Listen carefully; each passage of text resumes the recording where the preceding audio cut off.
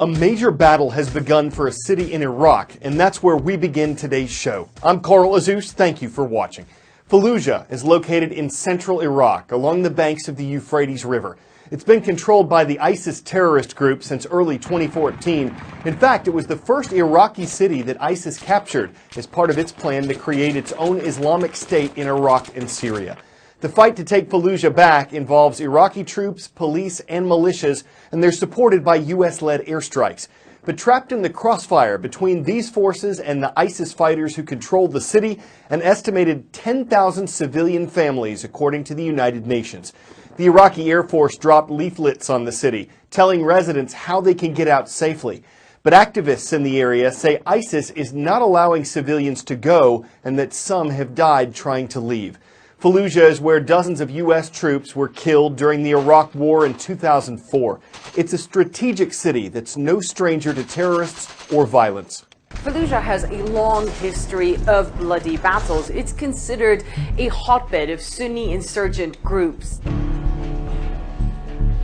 This was the first city to fall to ISIS months before any other city in Iraq in January of 2014. Extremist groups like ISIS and Al-Qaeda in Iraq before that used Fallujah as a symbol of Sunni resistance. Now, for the Shias of Iraq, many of them feel that a lot of the terrorist attacks that target them, whether it's ISIS or Al-Qaeda in Iraq before that, those attacks they feel stem from Fallujah, especially with its proximity to Baghdad.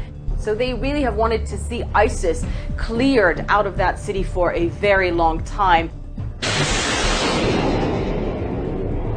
Now, with this new offensive underway right now, it's expected to last a very long time and expected to be bloody if history is anything to go by. Here, what remains a major issue is the civilians who may still be trapped inside that city.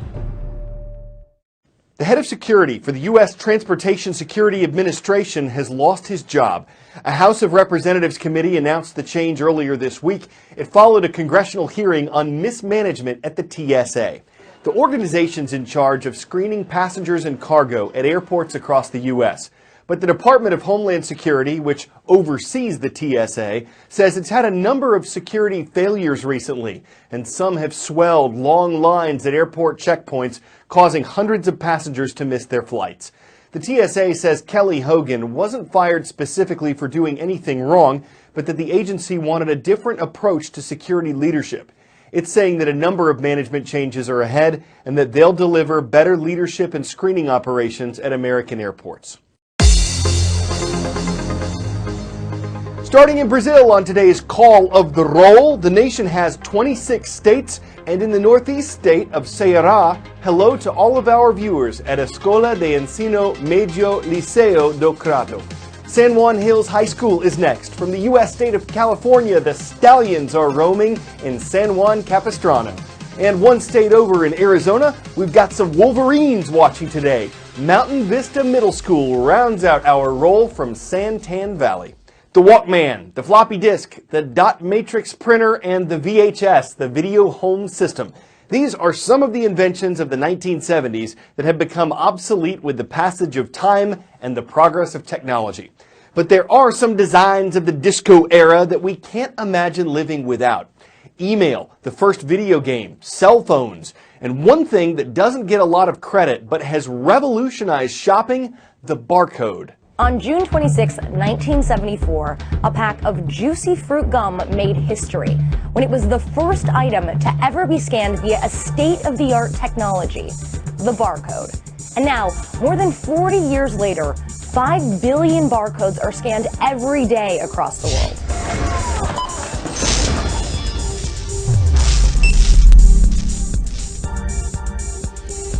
The code itself, you know, those black lines of varying width on the label, was inspired by Morse code.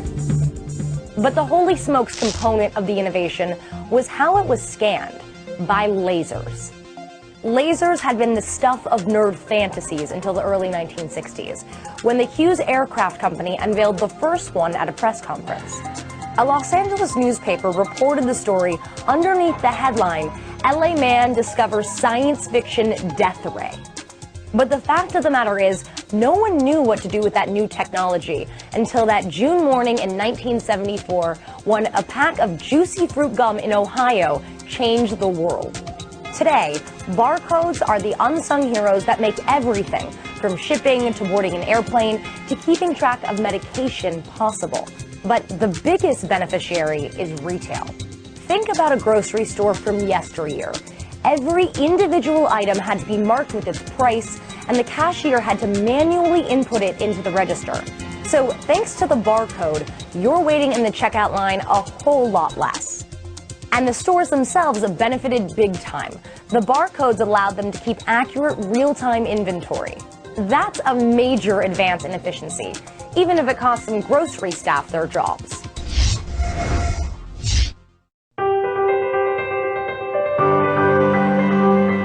For about 20 people who live in a housing project in Richmond, Virginia, Craig Dodson has become a sort of father figure.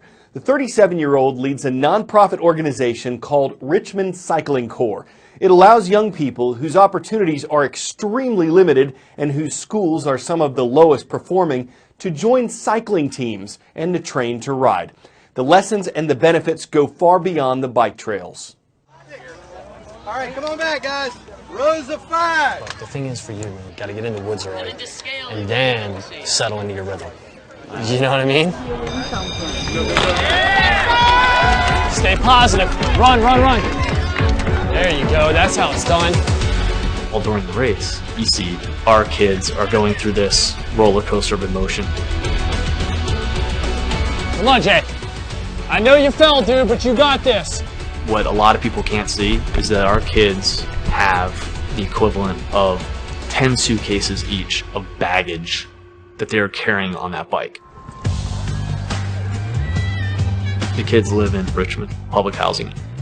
It's not just bad because of drugs, violence, guns. I gotta swerve. Goodbye. You gotta swerve. You gotta tighten up, man.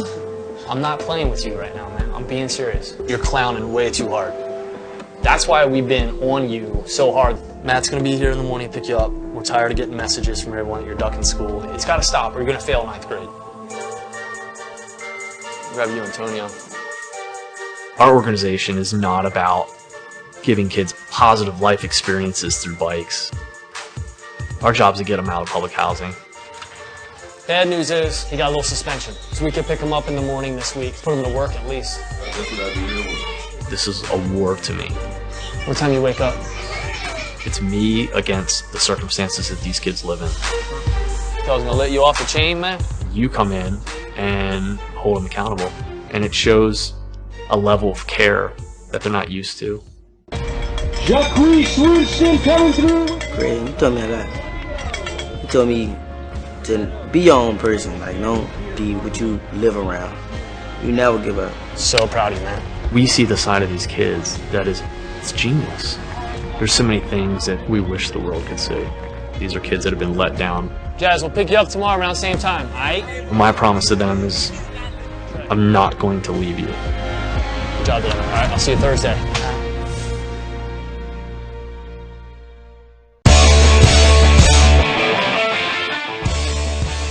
Those of you who are not Star Wars fans are going to see this and think, okay, well, loud sliding door.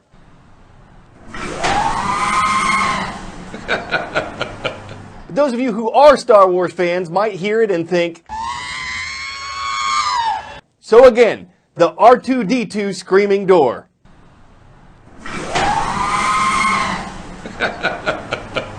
Maybe the laughter's not as infectious as the viral Chewbacca mask video, but it certainly made some folks Chewbacca up to hear it again, thinking it was R2-D2 good to skywalk through just Obi-Wan time.